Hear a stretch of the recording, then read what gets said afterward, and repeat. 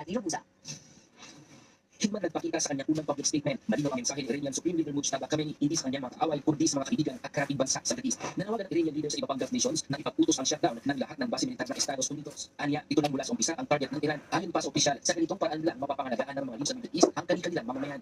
Sinita ni Mujtaba, mahabang panahon na silang magkakasama umiiyak sa ng silangan, ngunit patuloy din ang pagdadagdag ng US ng base militar sa layuning idumina ng buong rehiyon. Sinabi pa ni Mujtaba, mahabang panahon na silang magkasama umiiral sa gitnang silangan, ngunit patuloy din ang paglalagay ng US ng base militar sa layuning idumina ang buong rehiyon. Dahil dito, main ang kanyang banta ng paningin sa kanilang mga kaaway. Sinabi nito, nasisilakin nila ang lahat ng assets ng US at lahat ng makikisa rito.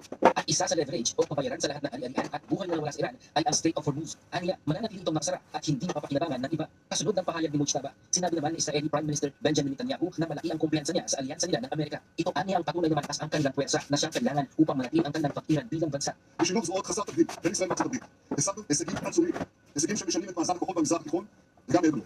ההישגים הללו מבססים את מעמדה של ישראל כמעצמה חזקה מאי פעם. והשינוי הדרמטי הזה בכוח שלנו מול הכוח של אויבינו הוא המפתח להבטחת קיומנו.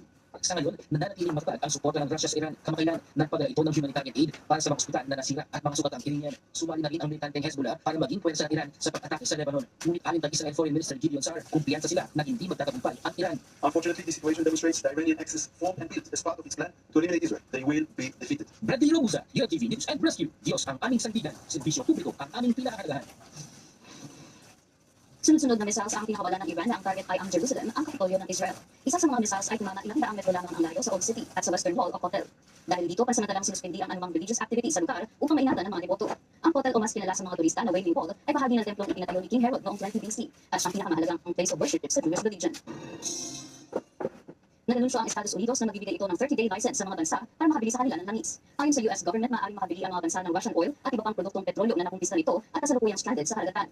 Ayon kay US Treasury Secretary Scott Bessent, layunin nito na ma-stabilize ang presyo ng langis sa global market.